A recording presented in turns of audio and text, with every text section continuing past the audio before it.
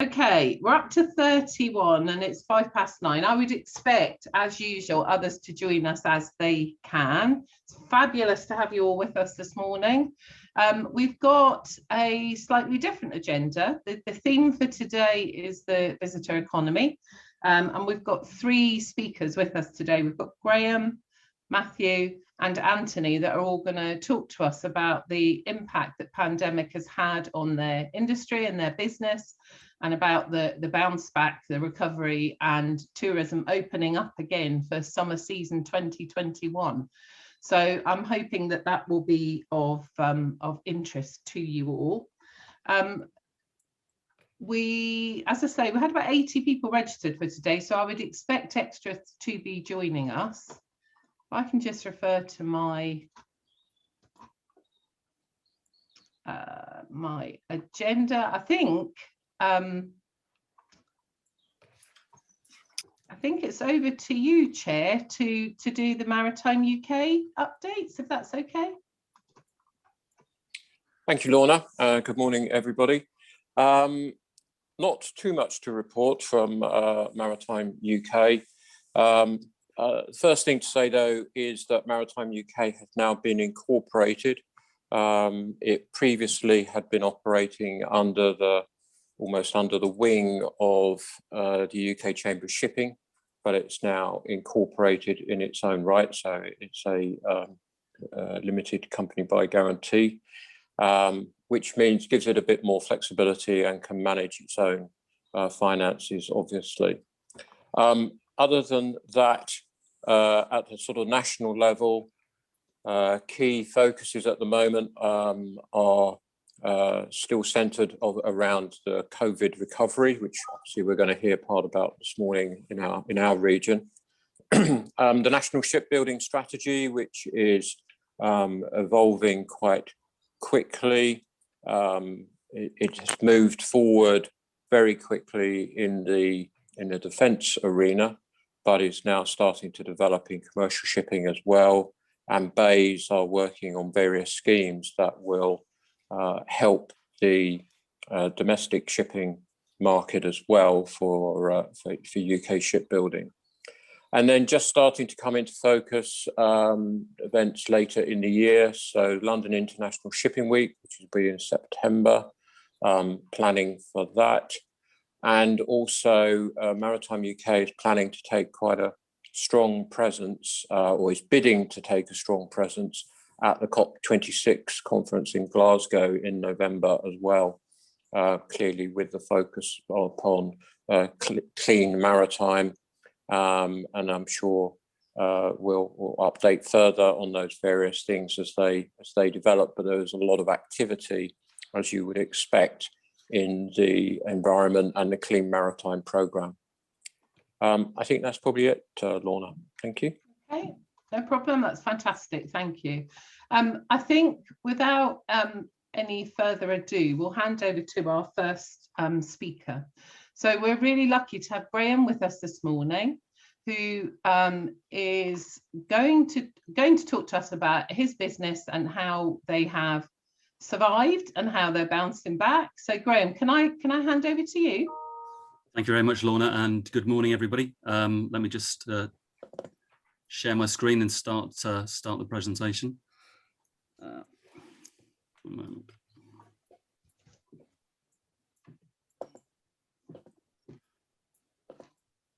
So, my name's Graham Barnetson. I am CFO of Red Funnel. And just a brief bit about Red Funnel, if you don't know who we are or haven't got some of that detail.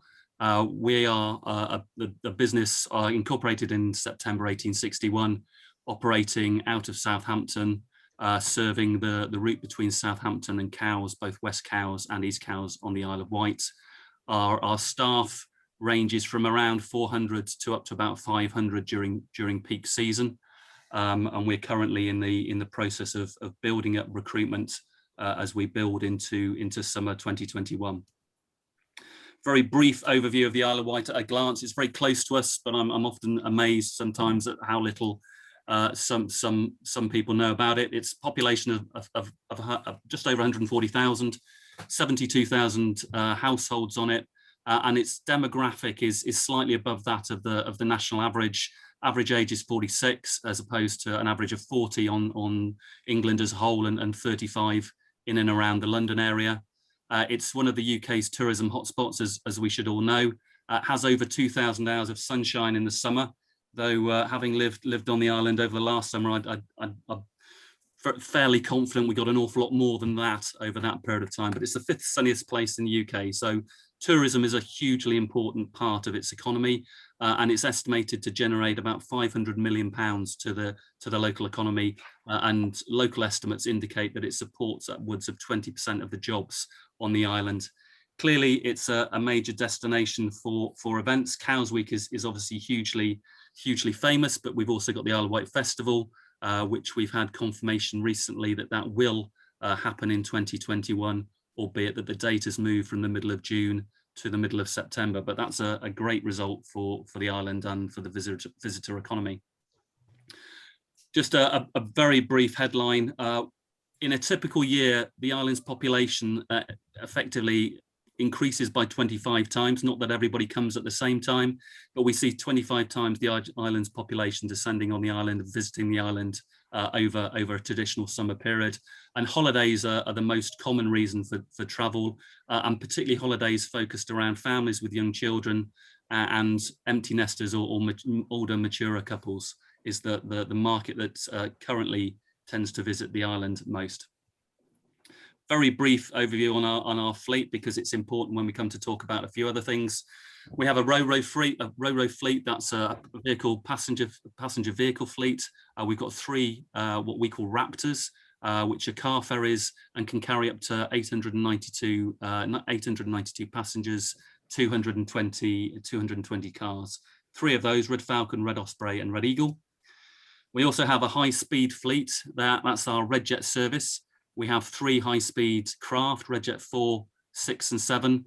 They can carry about 280 passengers, and they operate between Southampton and West Cowes. We've been operating a high-speed service since 1969, albeit we did actually start a high-speed service back in the early 30s. We also have a dedicated freight ferry, Red Kestrel, which you may have seen crossing the Solent. That was launched in May 2019 and is a freight-only dedicated vessel, which we utilise in addition to the 3 Raptor services, 3 Raptor vessels.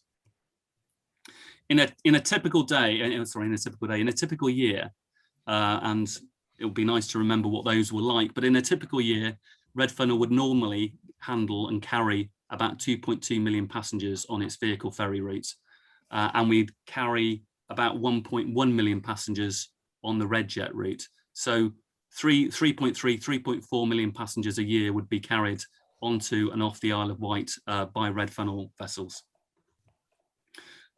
But I just want to talk to you about the pandemic, how that affected Red Funnel, how we responded to that, and how we see the summer of 2021 moving forward. So our initial response was to set up what we called a pandemic response team. It was a team of 9 within the business, all of the directors, including Fran, the CEO, but also our heads of operation, heads of PR and communications, and a number of other key members of the leadership team within the business. We met very effectively, and we met initially 2 or 3 times a week. And that gradually evolved out into once a week as things became more stable. But in that initial period of time, we were meeting very frequently, responding to the ever frequent changes in guidance and in government advice. We closed our head office in Bugle Street in Southampton, and the office that we had on the island, or have on the island in Venture Keys, was also closed. And all staff that have been able to work from home have been doing so since March 2020. And that has continued despite the recent relaxations. We are still, where possible, working from home. And our expectation is that we will continue to do so for that over most of this summer. Fran basically introduced a regular CEO update to all staff, which again started on occasion. It was daily. but moved out to a weekly update, and that was a really good method for us to communicate with our colleagues on a frequent basis, but also on a very clear and timely basis. We introduced various different COVID temporary COVID HR policies to take account of the fact of various absences that were happening in the business and the impact that COVID had on the business, and the procedures that we now needed to follow, and that's evolved as we've gone through the year, and we're now up to, I think, version 10 on that one. And we gave out and continue to give out guidance on furlough and also guidance on COVID-19 to our colleagues. One key thing for us was the lifting of the Solent exclusion order. Now, the Solent exclusion order was implemented on the 27th of March, and that was an act of Parliament that enabled the 3 ferry operators serving the Isle of Wight to discuss timetables, volumes, and the potential sharing of resource. We weren't allowed to discuss pricing, and we're still not allowed to discuss pricing, but the Solent exclusion order enabled us to work very closely with the Isle of Wight Council to ensure that we provided a lifeline service to the Isle of Wight, and we continue to operate under that Solent exclusion order, though we anticipate that it will be withdrawn in and around the June-July time of this year. But it's one of only 5 changes to competition law that happened as a result of COVID-19 and still remains in place. But it enabled us to work with Wightlink and Hover Travel and the Isle of Wight Council to ensure that we provided the best possible lifeline service to the Isle of Wight throughout the pandemic.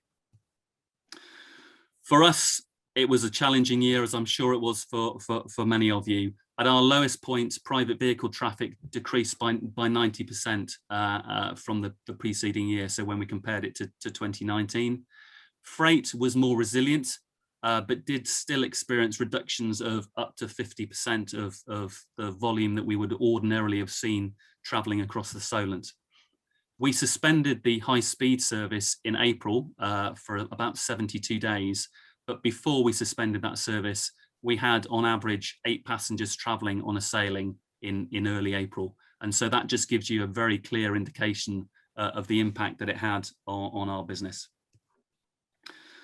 Some of the key challenges that we faced, and apologies, this slide is quite small on text, so my apologies for that. But we clearly, as a result of those reductions in volume, saw a serious drop in travel demand. It was based around the government's guidance around essential travel only, but also the government was very clear at that stage, and has been largely throughout, about avoiding where possible public transport and encouraging people to work from home and creating a new working environment. We saw an unprecedented decrease in our revenue and also our profitability, and we saw profit levels drop to about 10% of that which we would ordinarily have anticipated throughout the course of the pandemic. One of the key challenges for us was effectively keeping up to date with the pace of change and the pace of change within government guidance, which was changing frequently weekly, and was often disseminated in slightly challenging methods by the government and subsequently on to the general public. So keeping pace of those changes in guidance and making sure we understood the nuances that related specifically to us and to our service was key. Staff absence, thankfully we were very fortunate with the low level of COVID cases that we had directly amongst colleagues, though what we did find was the requirement to self-isolate triggered by symptoms or triggered by a member of family who had symptoms or had a positive test was a particularly key challenge for us, and we saw absence levels in and around 40% at times because of that.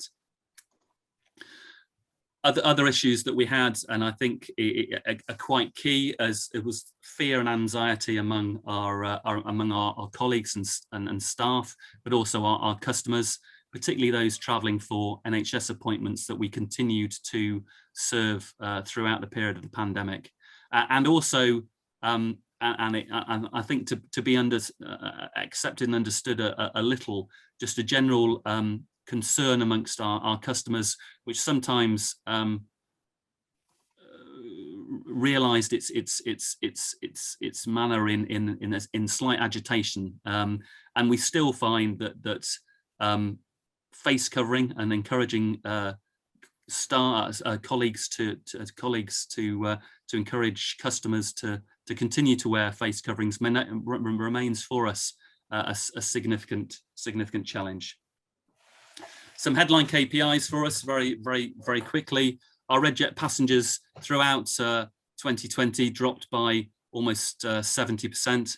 Our vehicle ferry passengers dropped by 45%. And this takes account of the full year of 2020. So our first quarter, which was actually quite strong, and then the various different lockdowns that happened with the relaxation over the summer that we saw. So a 45% drop in vehicle ferry passengers, an increase in drop trailers, which is very interesting. The drop trailer service that we offer is effectively for articulated lorry trailers just to travel unaccompanied by a driver or a unit. And those increased by almost 2.5% as we saw a change in some of the methods that our customers were using to transport produce and product onto the island. Tankers, so fuel tankers dropped by 25%, whilst ambulances, the number of ambulances that we carried throughout the year increased by over 8%. I think it's really key to show that we continue to provide the lifeline service to the island. And just as an example, in the first lockdown, so the lockdown in March, we handled 2,600 lorries for supermarkets, which if you equate that into tins of beans is about 16.5 million tins of beans going onto the island. We carried in the first lockdown 600 fuel tankers, which is just over 22 million litres of fuel. And we even carried a UXB team onto the island to help with an unexploded device during lockdown. Our main aim also was continue to support our colleagues. That was hugely important to us, and we continues to be a key focus for us. We decided that to open our lines of communication to them and do that in a very open and honest and as frequent a method as we could. We set up dedicated email addresses to take specific questions about COVID and the pandemic and our response to that pandemic. As I say, we changed our policies. We created a range of FAQ documents. We carried out detailed welfare checks for those, not only for those colleagues who were on furlough, but also for those who were working from home to make sure that they were okay. And what we did see was an increase in mental health challenges and the mental health issues that colleagues experienced. And I don't think we are alone in seeing that, but certainly that was very obvious as we went through the year, and particularly obvious in the third lockdown. We also launched a new wellness app for colleagues to make use of, and for those who were working from home and for those who were on furlough, we introduced a Red Funnel Learning Academy, so an online method for colleagues to continue to train, to continue to learn, which has gone down really well. We had to make some significant changes to the service. We suspended the RedJet for a period from 18th of April to the 29th of June. That's the first time that the RedJet has ever been suspended, other than for bad weather and Christmas, since May 1969. And so that was a significant action for us.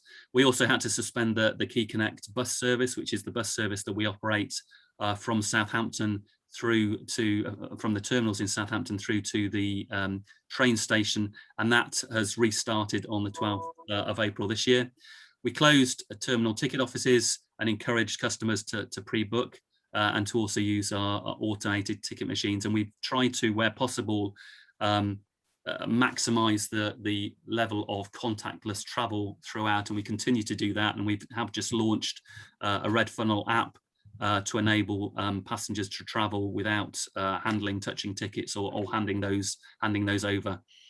We closed our terminal coffee and retail shops, and we suspended onboard hot food service throughout. We also closed for a significant proportion of the time our signature lounge, and throughout the service we also continue to offer to honour our competitors' tickets to enable customers to travel as easily as possible during the pandemic, given changes to service offered by all operators. We introduced a safe sail program. That's actually quite difficult to say. We introduced a safe sail program, which was included reducing the onboard capacity of our vessels down to, at certain times on the vehicle ferries, down to 150, which is only 17% of the regular capacity of the vehicle ferries. We introduced a no eating, drinking policy inside our vessels, encouraging those people who wanted to eat and drink to do so outside, and that is a policy which still remains in place. We introduced a significant number of hand sanitizer stations throughout the business, on the vessels and also throughout the terminals, and we increased dramatically our high frequency cleaning and sanitisation schedules, and that continues. And for those of you that have travelled on the Red Jets, you will see an increase in time taken between the vessel arriving and being able to board, and that's because the vessel is cleaned and sanitized in between crossings. And we do something very similar on the car ferries as well. We've encouraged, as I say, contactless payments, so we've also encouraged card payments, and where possible we've tried to help customers find secluded space, and that's been particularly pertinent for those people travelling for NHS appointments, and where possible we've tried to do that by allowing them use of the signature lounge when it's been closed. And I'll come on to talk about stay in vehicle crossings in a moment. So we introduced remaining vehicle crossings. Those were introduced in March of the year of last year, and they enabled everybody on the vessel to remain in their vehicle, so not to use the passenger lounges at all. We started, and that ran through up until the end of August, and we had certain sailings throughout the day which were remaining vehicle crossings, where the entire crossing had all passengers remaining in their cars. Following the relaxation of restrictions around shielding, we moved to an on-request booking model for remaining vehicles. So it is still possible to remain in your vehicle on a crossing, though that is subject to the other freight that's being carried, particularly any hazardous freight which is being carried. But we have supported over 3,000 requests for remaining vehicle crossings in the last year.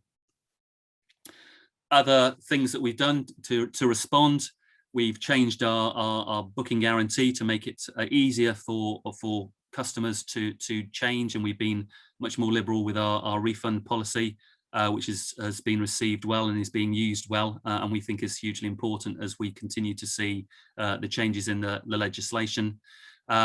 We have introduced the app, as I said, and we have changed the service that we're going to offer in the signature lounge. Now it's open, so that we've changed that to be a table service offer to discourage movement around the vessels, and we remain at the moment not serving, as I say, hot food and drink within the vessel for consumption. We also, during the period, attained 2 accreditations. We're very proud of the Dmv Gl Accreditation that we received, which was the world's first domestic ferry operator to receive that, and that's a class accreditation for the safety that we carried out on board our vessels. And we also received the Visit England We're Good to Go accreditation, which I know has been widely used across the region. I won't go into the huge detail that I've got on here on customer comms, but for us, customer comms was hugely important, making sure we delivered the right message at the right time for our customers, so they were aware of what was happening and could accommodate the changes in legislation or the changes in their journey as a result of legislation as easily as possible. We even introduced various different videos to guide people around what being on one of our vessels would be like, to help relax them before they travelled. We also were very proactive in terms of PR. We put 100 proactive press releases out there in 2020, largely focused around our response to COVID-19. And there was, and there still is a great debate around what the ferry operators should do to control and manage travel onto the islands. Many of the suggestions that we've received, unfortunately, are outside of our legal remit. So we are unable to screen people's reasons for travel. We are unable to force people into having tests at all, and we certainly wouldn't want to do that. But we have been as proactive as we can in our PR and getting the message out there about what traveling with us is going to be like and what that experience would be like. So the recovery, I'll briefly cover this. We're relying on the government roadmap that's been set out, and we saw the relaxation on the 12th of April. We've started to increase our vehicle ferry capacity. That's now back up to 500, and we've returned to a 3-boat service for the summer. On the red jets, we've increased from the 12th, we've increased that to through the day crossings. We're running 12 during a weekday, 11 at weekends, and we've increased the capacity there. We have seen that the major Isle of Wight events are going ahead, which is exceptionally important for the islands. The festival's been rescheduled. Cows Week has been confirmed as going ahead. And what we have seen with our summer bookings is we have seen a dramatic increase in our summer bookings. So if I look at from up to yesterday, where we were with our summer bookings, if we look at summer bookings in the balance of April and early May up to the 17th of May, we are seeing bookings behind where we were in 2019, as one would expect. But what we've seen for the period from the 17th of May onwards, right the way through to September, is bookings that are well in excess of those bookings that we had for 2019 at this time of the year, which gives us great confidence that should those continue, we will see a strong summer. The Isle of Wight, or Visit Isle of Wight, has been quite cautious with its marketing message at the moment. It started with a start to plan your break when the time is right message, and it has moved on to an island is ready messaging. But it is cautious, and it is trying to tread a fine line between those who rely on tourism and the visitor economy, and also those on the island who are reluctant to reopen for a significant increase in visitors because of continued concern about COVID-19. And so the Isle of Wight messaging is subtly different than probably other tourist destinations across the UK. Red Funnels marketing, we've tried to do it in a very measured way. Our messaging has been very much around, travel adventure is closer than you think, encouraging people to plan, encouraging people to think about what they will do when the relaxations are lifted. And as relaxations have been lifted, as I say, we've seen those bookings increase significantly. And the booking guarantee that we've offered has also helped provide a further degree of comfort for our customers in terms of that purchasing decision.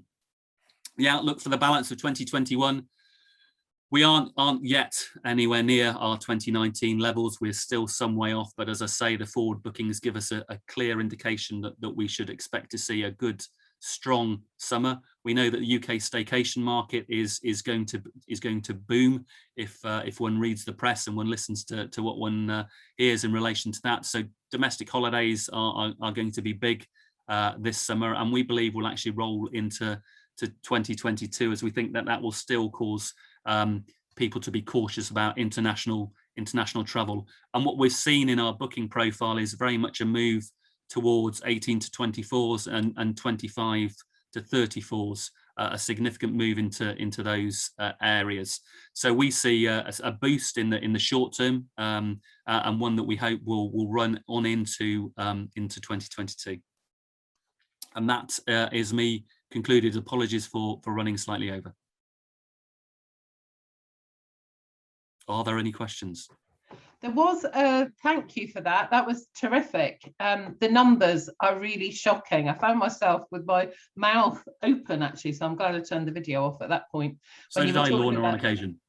Sorry? So did I, Lorna, on occasion. Yeah, you just when you look at the numbers and you see the impact, it's extraordinary that any of us are still here, really.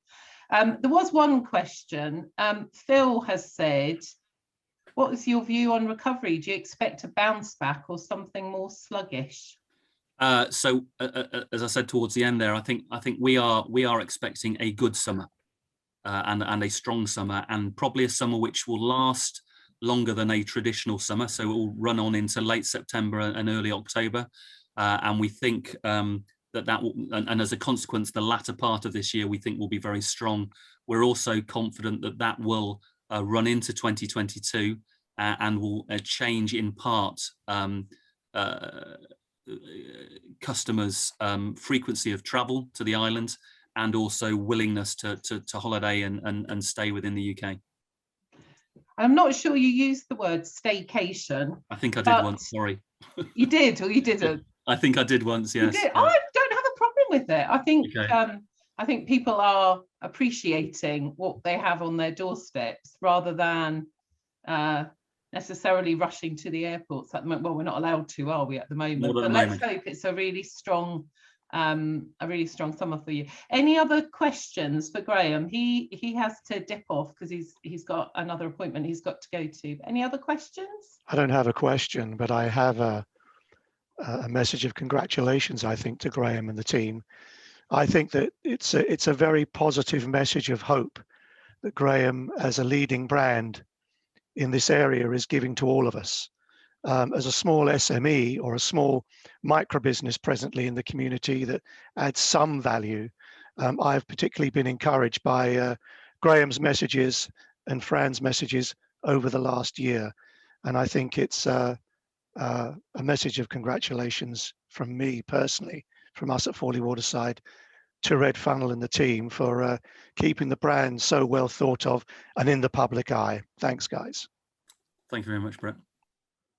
That's fabulous. Right, thank you very much, Graham. Really appreciate that. Good luck. Thank you very much. I'll drop off now and hope the rest of you enjoy the rest of the presentation. Thank you. And keep in touch. We'll make sure that everyone in the meeting books a crossing across to the island at some point. They'd be most welcome. Compulsory. Okay, Bye-bye. thank you. Right, so moving on, we're now joined by Anthony, who's going to talk to us about the New Forest, a place that he is very passionate about. So, Anthony, it's over to you. Thank you very much for speaking today. Thanks very much, Lorna. I'm afraid I feel a little fraudulent being part of a Maritime UK event. So I thought I'd grow a beard to develop my nautical roots. My father was a keen sailor. And for my sins, I actually designed the logo on Crusader life jackets. So I do have a bit of a relationship with the water. And I have sailed across the Solent many, many times, but about 50 years ago, I might say. Thank you very much, Lorna. A lot of the issues that Graham identified, I'm not going to talk about because I think it would only be repeating it. But just a quick intro, a bit about myself. I joined New Forest as their first tourism officer in 1987. I often joke that I actually have been here so long I came over with William the Conqueror. In 1988, the most intelligent thing I did was create the New Forest Tourism Association, which was a public-private sector organisation promoting tourism, a relationship between business and New Forest District Council. In 2007, my only show-off moment today is that in 2007, the New Forest beat Sri Lanka and Costa Rica in the final of the World Responsible Tourism Award. And the reason we entered the award was because, as Graham hinted, there is a lot of sensitivity about tourism, and particularly if you live, work and operate in a destination which is incredibly popular. And we've seen some rather unfortunate scenes during the roadmap process of the last year in various locations, and a little bit more about that later. In 2017, I retired from NFDC and set up a not-for-profit community interest company called Go New Forest. Go New Forest is the official destination management organisation for the New Forest, and we work in partnership with the District Council, the National Park Authority, Forestry England and many others to develop and deliver management and promotion of the New Forest to the world at large. We're an independent, commercially funded organisation. We have no public grant at all. We have a tiny little team of 3.5 full-time equivalents, and we have around 200 fee-paying businesses and about 350 Go New Forest card businesses. Bit of context in terms of the things we were doing. And the last normal year, we had about 1.5 million website users, viewing about 5 million pages, and we have about 41,000 social media followers. So reasonably large in our communication channels. The New Forest, a little bit about that. Our significant key assets are the UK's smallest national park. We have 43 miles of coastline. We have an incredibly unique biodiversity with 20,000 free roaming animals, mostly ponies, cattle, deer, and pigs, and of course, a high-class locally owned tourism industry. And the locally owned bit is really critical because in most destinations now, the global forces or the dark global forces of disruption have moved in and basically turned everything into a grey homogeneous mess. And we fought very hard in the New Forest over the last 30 years to ensure that doesn't happen here. And touch wood, even with COVID, it would appear that we still have long, strong local ownership, which is great. In terms of a general context, we have about 15 million visitor days, generating about £750 million in earnings. And the tourism industry creates around 20% of local jobs.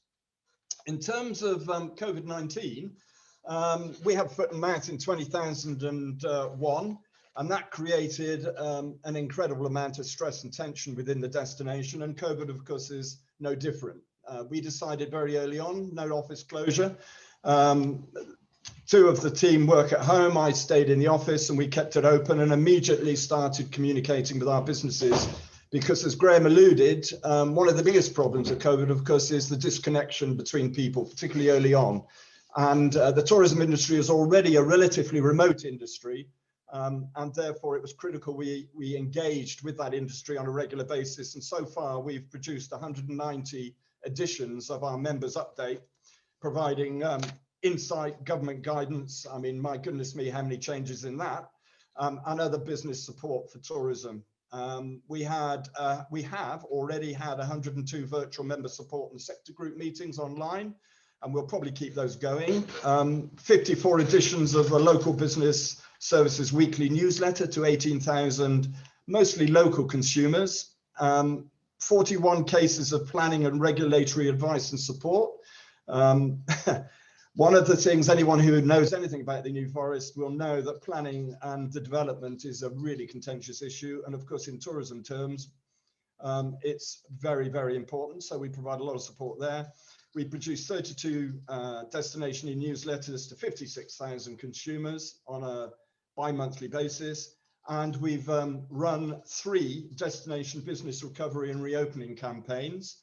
The biggest problem we've had in the Forest is that obviously the government's roadmaps trying to deal with the whole of the UK, well, the whole of England at least, and things that work in some places don't necessarily work in others. And one of the most difficult things that the New Forest has had to manage during the COVID situation is that the travel restrictions have been relaxed at a time when businesses have not been open. And that has proved a considerable difficulty for the managing agencies and of course us, because it's a remarkably difficult message to communicate. And really the first time in May, we sort of got away with it, I think. Second time, the weather wasn't so great, so that was good. But this time we've had to work very hard with the managing agencies, National Park, District Council and Forestry England to create a campaign called Caring for the Forest and Caring for Each Other, to deal with the COVID issues, to try and reduce congestion, verge parking, and all sorts of other problems. One of the most interesting features, I think, for most people, particularly those that seem to have a problem with tourism in the New Forest, is that for the first time they've realised that the tourism industry is not just about making money. It actually provides lots of very fundamental and basic services. It provides about 96% of all toilets available to the public in the New Forest. and around a similar number of car parking spaces. And when those businesses were closed, the forest was absolutely inundated. And that's an interesting thing which the managing agencies, thank goodness, have understood and are now building into their plans for the future. So that's a major learning point. Will, are you still conscious? If so, perhaps you could just run our video. I think as part of our recovery programs, we've produced a video, and I just thought for light relief, because I seem to have been talking for rather a long time, we would play the video.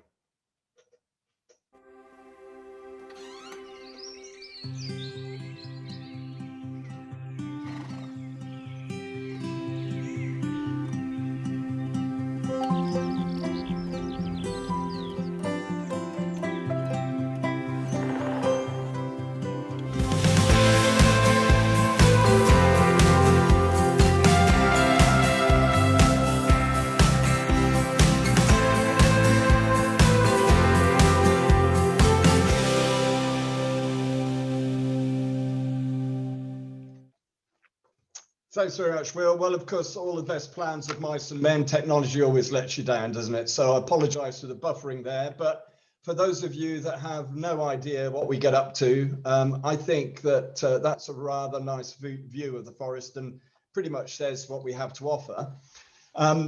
Anyway, I thought that that might happen because broadband is not what it should be in this country, which is ridiculous, really, but there we are. Those of you who watch television may have seen a really wonderful BBC Two Remarkable Places to Eat edition on the New Forest a couple of weeks ago with Fred Syria. And the one thing that I've been waiting for 30 odd years, 35 years, is that one of the TV programs I worked on would actually turn out as well as I'd hoped it would. And for the first time, just proves if you wait long enough, these things do happen. The Remarkable Places to Eat video is absolutely stunning and really gave a great example of why the New Forest is such a wonderful place. And I was particularly pleased with the fact that they focused on Lymington, because our coastal heritage in the forest is actually remarkably strong. We had two major fortifications to protect ourselves from those awful French people. And those historic monuments still exist today and are visitor attractions. But Lymington is a wonderful seaside location, no beaches, but everything else. And we also have quite a lot of coastal availability for the public, although one of the things about the New Forest is that it's medieval in a way, and a lot of the land along the coast is still owned by private estates, so no public access. Our main efforts really in COVID were, just like Graham, to keep everyone informed, to work with people, help them feel part of something and provide a clear route out of it. And one of our key routes is Taste the New Forest, which is our reopening campaign, which has just been launched now. But before I do, the two most interesting facts, I think, that we learnt during the last year was that this remarkably distressing period of time and the demolition job it's done on the visitor economy meant that, strangely, we've lost very few businesses. I can't understand how our businesses have kept going, but they have, and we've lost very few. A little bit of natural wastage, nothing else. That's remarkable. That's remarkable fact one. The other was that our website traffic last year was actually 13% up year on year. Bearing in mind it was 80% down during lockdown, that just gives you an idea of how popular it was when visitors were able to visit. Very quickly, just to finish, I'm going to quickly spin through Taste the New Forest. As I said just now, it's our campaign to drive social and economic recovery. And we launched it just before Easter, and it's been operating very well for the last week and a half. And business has been great. People have been very cold. The food has been marvelous. And everyone is very happy and excited to be doing something vaguely normal for the first time in such a long time. So that's great news. The aims of the campaign, and excuse me for reading this, are A, to raise the awareness and perceived value of local food and drink products and services in the minds of residents, day visitors and staying visitors, to promote the commercial and destination benefits of selling local food and drink in local tourism businesses, and use this to increase consumer demand at local, regional and national levels, to help businesses and residents create a wide range of weekly, monthly events and activities which showcase local food and drink, and to deliver a couple of campaigns in the autumn. We feel that the spring and summer are going to be strong. The autumn is going to be the next challenge when it comes to maximising the lost earnings of the previous quarter of the year, which we've lost completely. We therefore need a remarkably strong autumn, and we're going to be delivering a Eat Out for Less campaign and a Let's Lunch campaign during the autumn to stimulate and keep eating out audiences up to scratch. I could go on forever. I love the forest. It's a wonderful place. I never thought that we'd be managing it in the times that we've done, but the one thing that has really been incredibly important has been that the organisation of businesses working together has meant that in many, many ways, we've not really suffered too badly. Of course, it's been a disaster for business. It's been a disaster for Go New Forest. Our earnings as a business have been down over a third. But people have rejoined this year, and we're strong and fit and waiting for what comes next.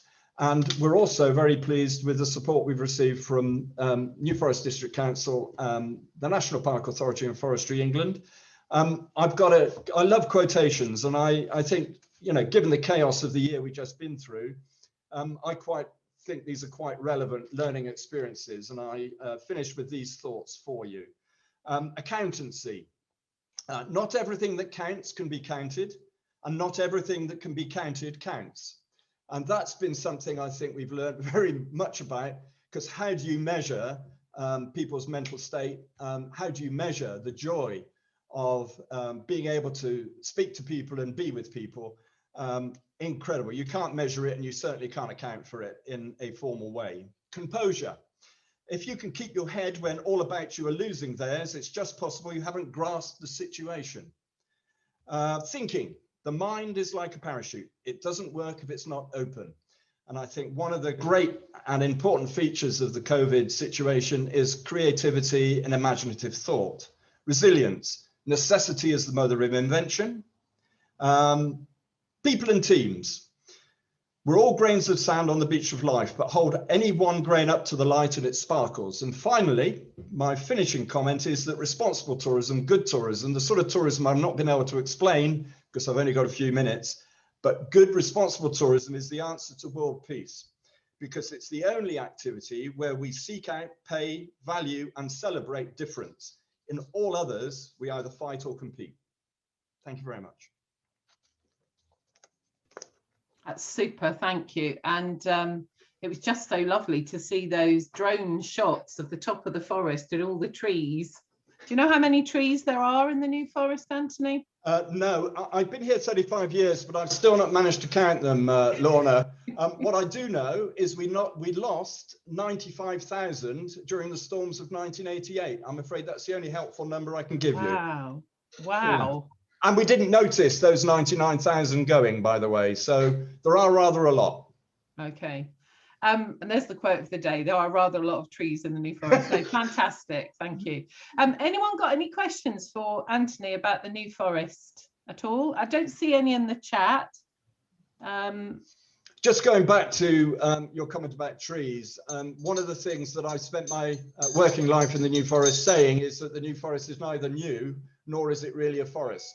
One of the interesting historical features of the word forest is it comes from the French forêt, which is a term of an area used to manage hunting. And it just so happens that the areas for managing hunting in England had a lot of trees in them, particularly in the medieval times, and therefore the word forest became synonymous with trees. It actually has nothing to do with trees at all. And the other thing that's interesting about the New Forest, bearing in mind this is a Maritime UK thing, is even if you can look at it on a map, it's amazing how many people don't realize we have a coastline, because in literature, all forests have rivers and mountains, but they never have coastlines. That's an interesting thought, isn't it? Certainly is. Certainly is. Any questions for Anthony at all? Anybody? Great. Could I give my apologies? We have a newsletter which we need to write, and I'm afraid I'm going to have to go off and write that because it needs to go out at lunchtime. So thank you all very much for your time and your forbearance. Thank you, Lorna. And I wish you all well for the coming months and hopefully the coming years. Au revoir. Thank you. Thanks for your time. So any further questions, I'll pass on to you. Thank you. Thanks a lot. Bye-bye. Bye-bye. So our third speaker this morning is Matthew Lawson, who's getting himself ready there, I can see. Can I hand over to you, Matthew? Thank you.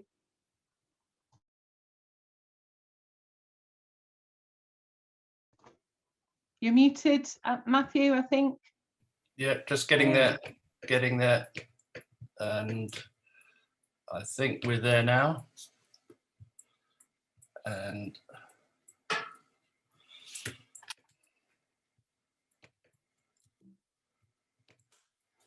okay, are we there now? Yeah, all good. I can see your presentation. Thank you. Great, thank you very much indeed. And good morning, everyone. Thank you for joining this call today with its focus on the visitor economy in our region, and particularly here in the New Forest. I'm proud to run 3 businesses here in the New Forest. Escape Yachting, which has been based in Lymington for some 11 years now. The Thatched Cottage Hotel, which although the cottage itself is over 400 years old, I've only owned it for the last 6 years. And thirdly, the New Forest Business Partnership, which is a community interest company representing the 9,000 businesses here in the New Forest, delivering business support through a range of programs and events, including, of course, our very important annual Marine and Maritime briefing, which we hold every January and which brings together local businesses in our sector to discuss common issues and concerns. So today, as the local and regional marine and maritime sector gather on this call, I'm going to briefly introduce my local businesses, but also set them within the context of the visitor economy in the New Forest. And so we've just heard a bit about the New Forest, and of course the New Forest National Park sits within the New Forest. And we believe here that it's uniquely positioned to take full advantage of the visitor economy. We all know, I think, that the thriving visitor economy generates visitor spend from outside the local area, bringing people in to spend money on accommodation, on retail, on transport, on food and drink, on attractions, on activities. And that visitor spend provides revenue into our local tourism businesses, such as mine, but also, of course, for many other businesses in the supply chain. And all of that makes local services viable. It supports our local infrastructure, and of course, it creates jobs.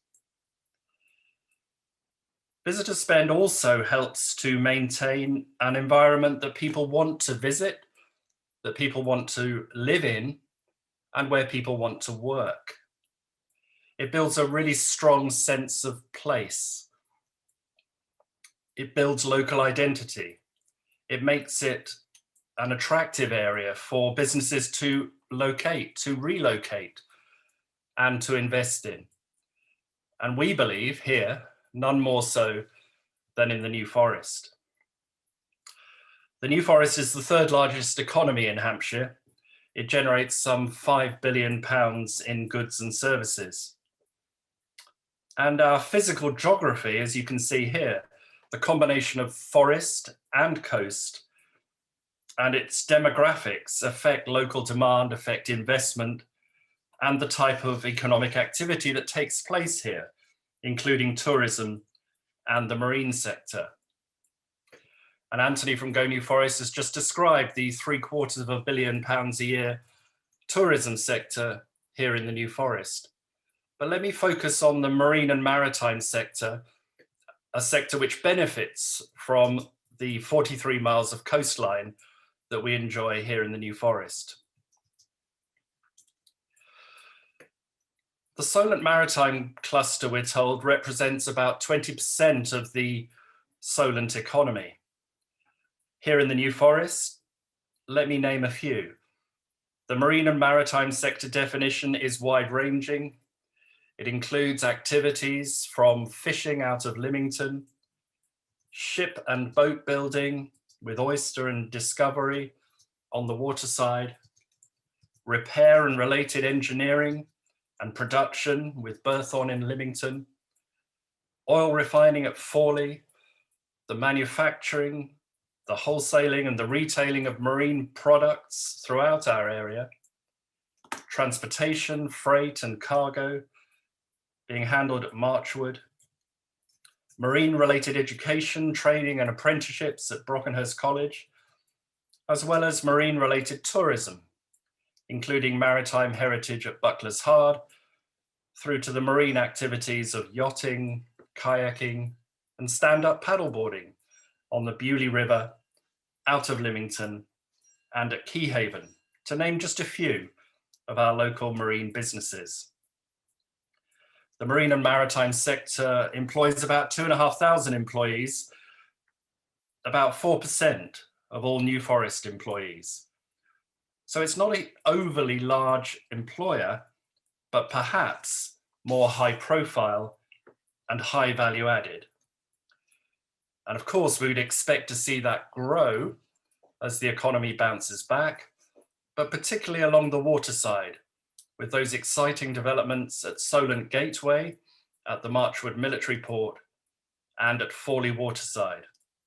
And indeed, the developments that will come in time with the Solent Freeport, also along the waterside. So the first of my businesses is Escape Yachting, just one of the many businesses in the New Forest marine and maritime sector.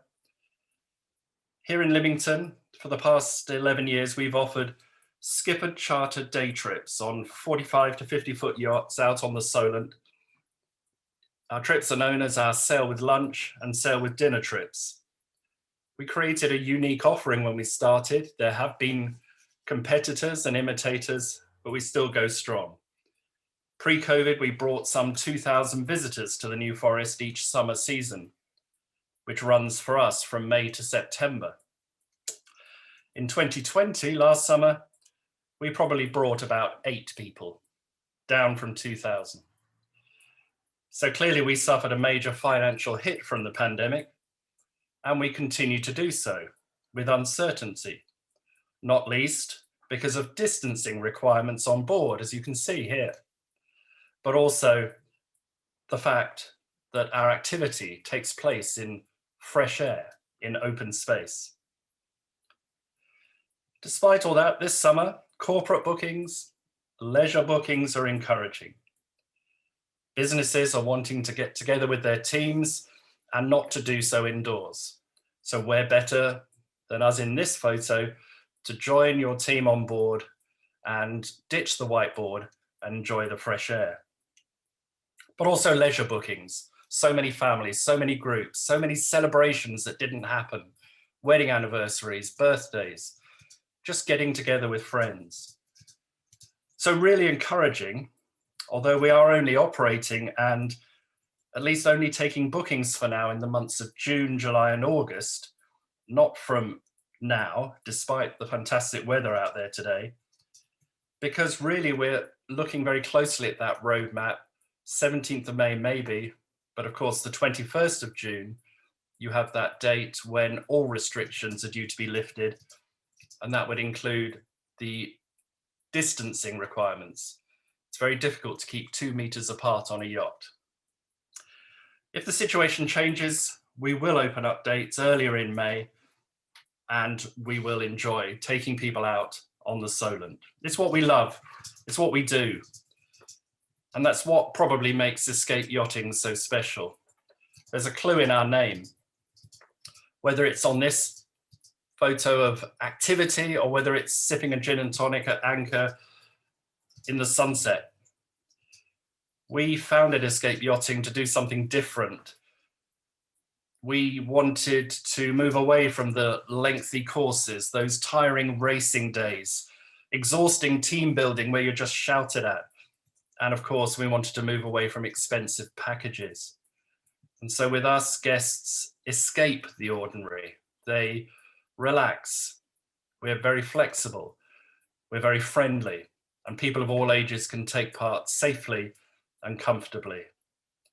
We find that the vast majority of our corporate and leisure guests have never been on a yacht before, and they don't need to with us.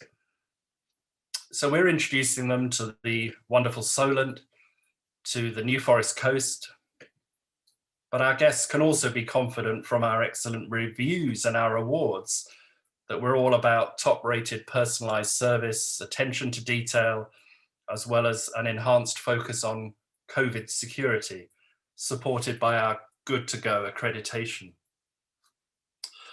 Now, it's not all about the Solent for us. When we're not sailing on the Solent, we're also operating skipper charter around the world, all-inclusive sailing holidays, with a particular focus on the Caribbean in the winter, on Croatia in the summer, and sailing out of Vancouver in Canada into the wonderful wilderness of Desolation Sound. Inevitably, the pandemic has closed down our international operation. It's been some time since we sailed overseas, but we're very much hoping that even though we lost Croatia this June, we may get to Canada in September, and we've got everything crossed to be back in the Caribbean in January.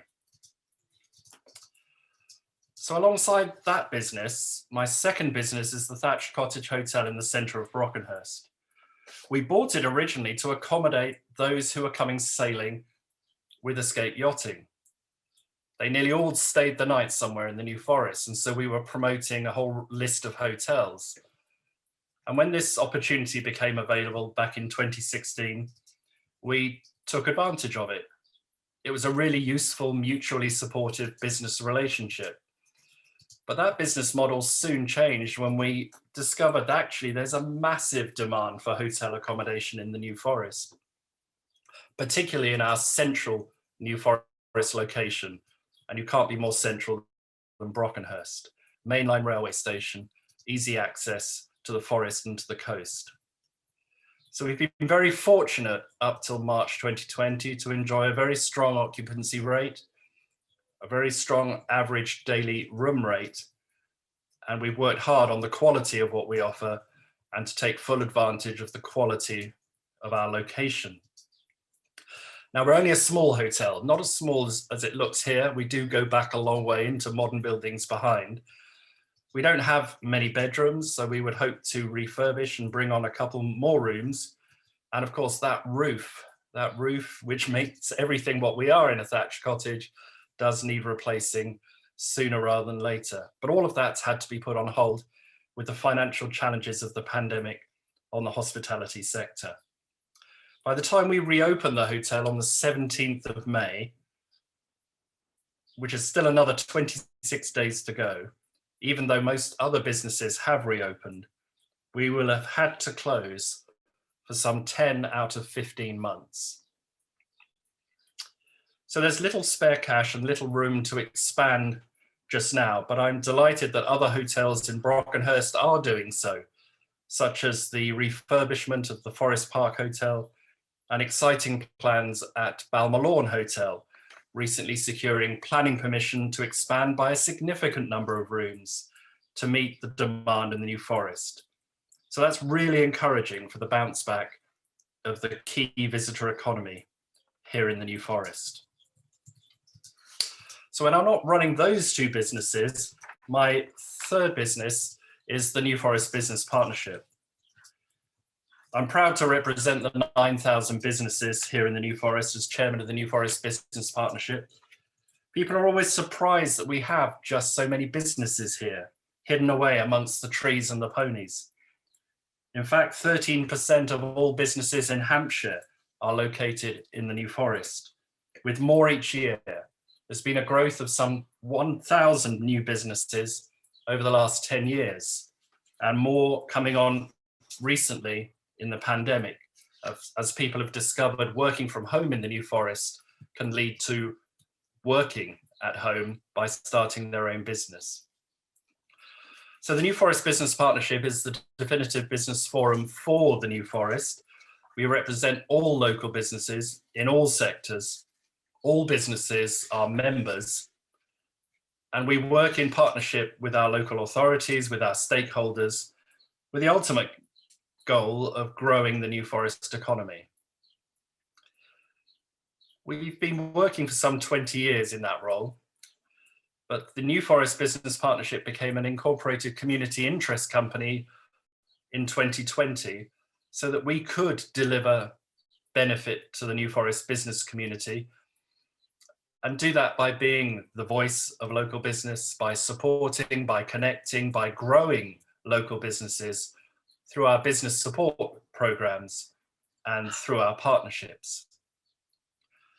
And so what's special, and possibly not unique, but close, is the way we bring together local businesses, the way we provide support through our programs, training, events, our Brilliance in Business Awards, opening up new opportunities to develop supply chains with each other, to access best practice, to share that with each other. And of course, we've been doing a lot of work on updating businesses on funding, on education, on local issues and other opportunities. And it's working in partnership, which is at the core of activity. And it's one of the curious but possibly unique nature of doing business here in the New Forest. Here, everyone works together. Here, people support each other.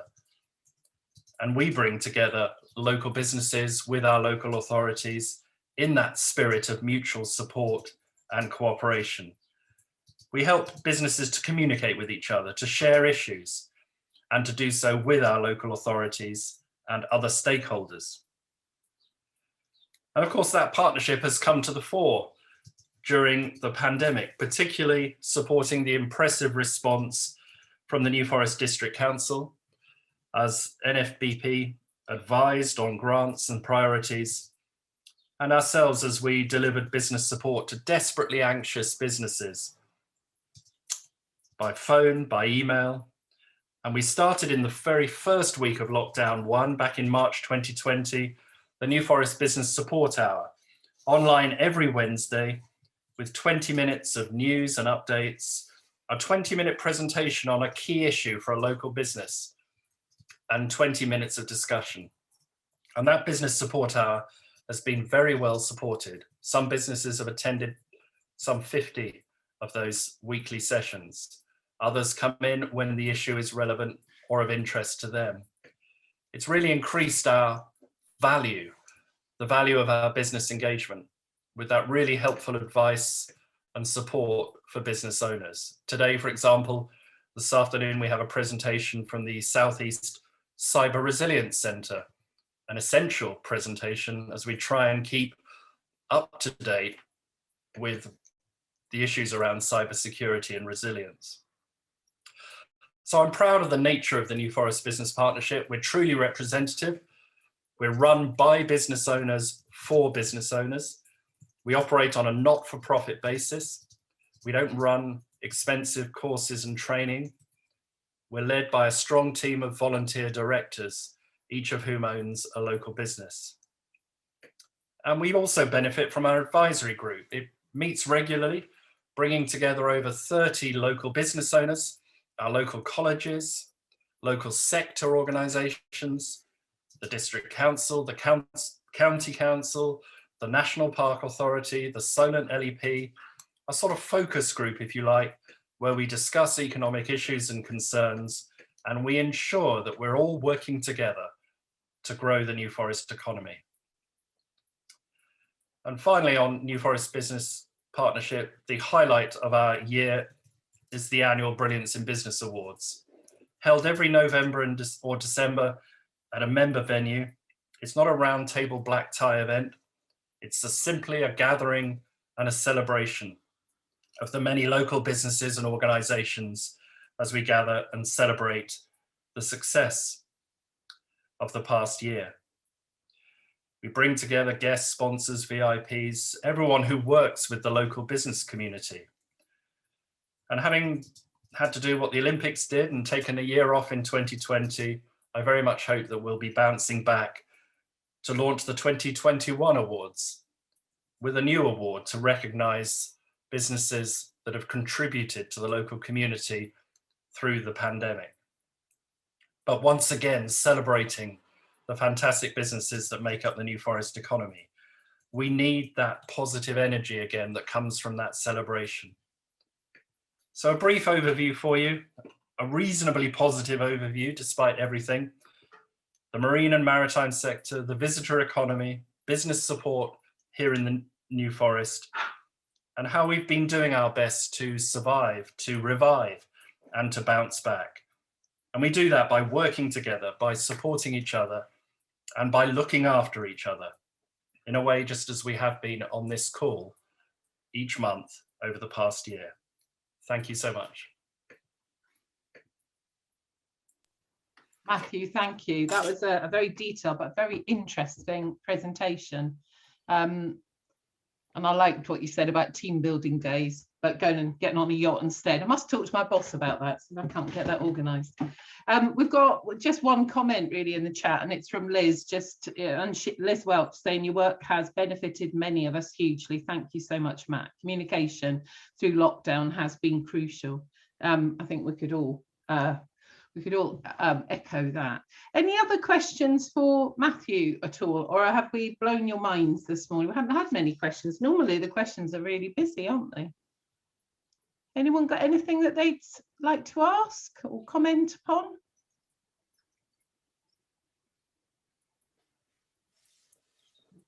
No, I don't think so. Matthew, that was super, and I'm really grateful for you putting so much time into that for us. Very much appreciated. So as we move towards the end of our meeting, I've got a few more updates for you. First piece of news is we got notification last week that the bid for the Institute of Technology for the Solent has successfully got through to the second stage. Now that doesn't mean that we're there yet. And the level of competitiveness for stage one was pretty high. We're told it goes up a level for stage two.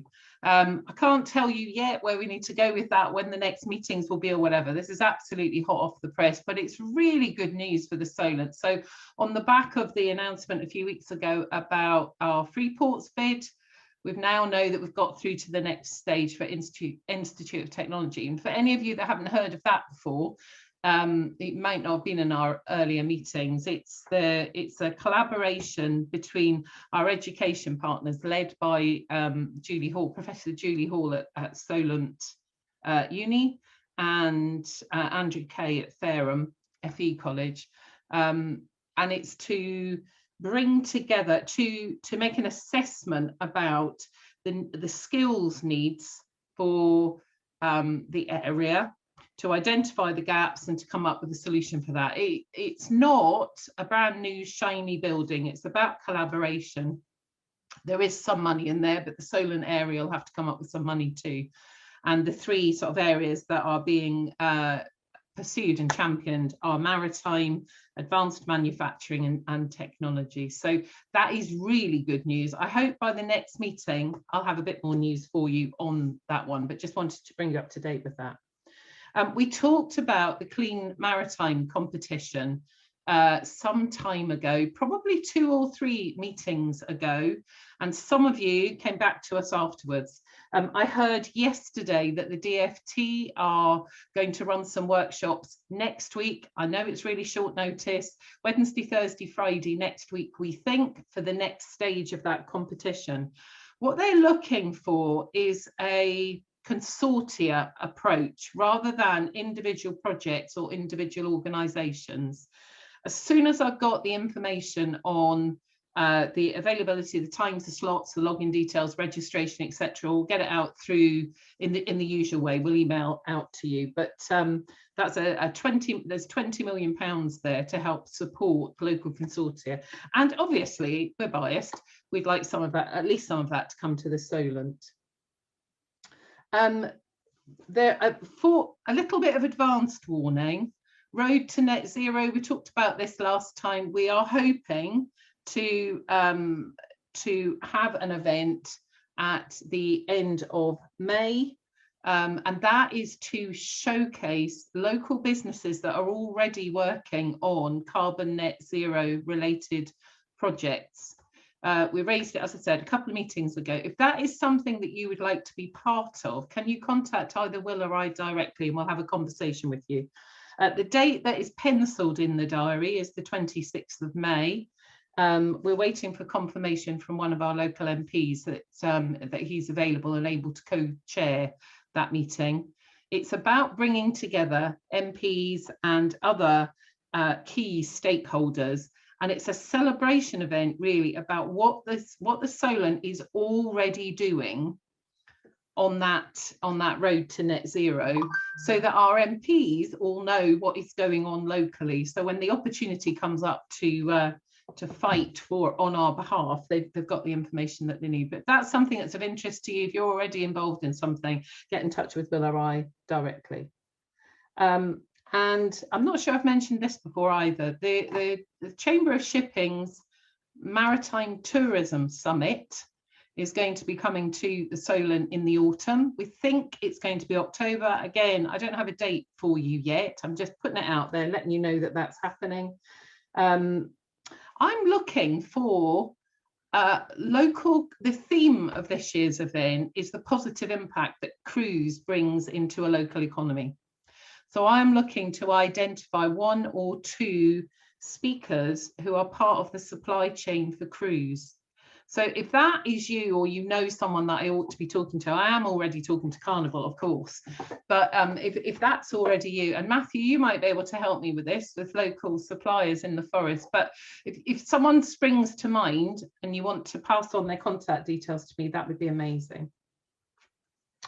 And then a little personal thing, you'll know that I wear 2 hats. I work for Maritime UK Solent and Maritime UK as the Programme Manager for Careers and Outreach.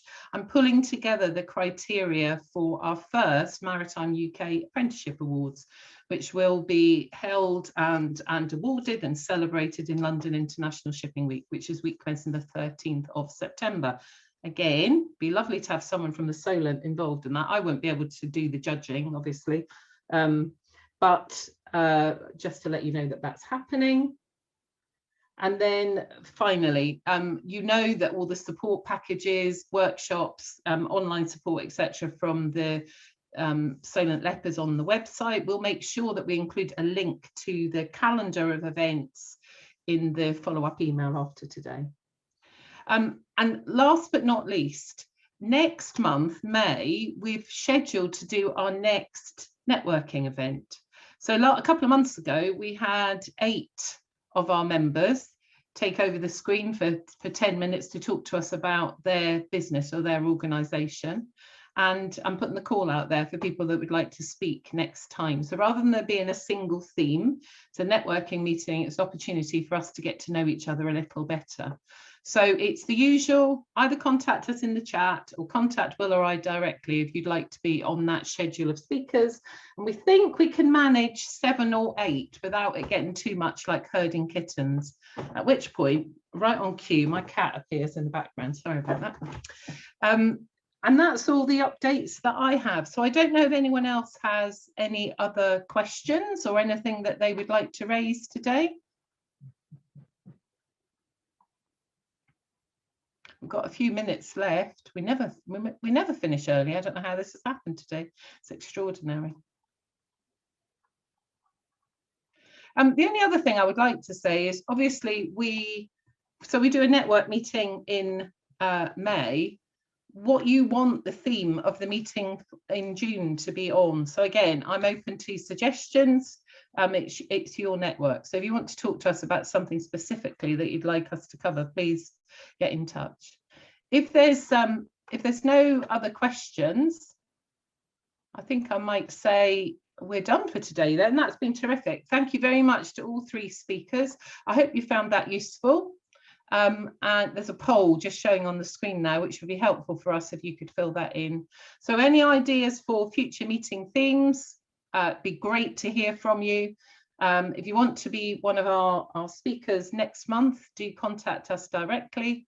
And you know where Will and I are. So as ever, thank you for your contributions this morning, and we'll see you again next time.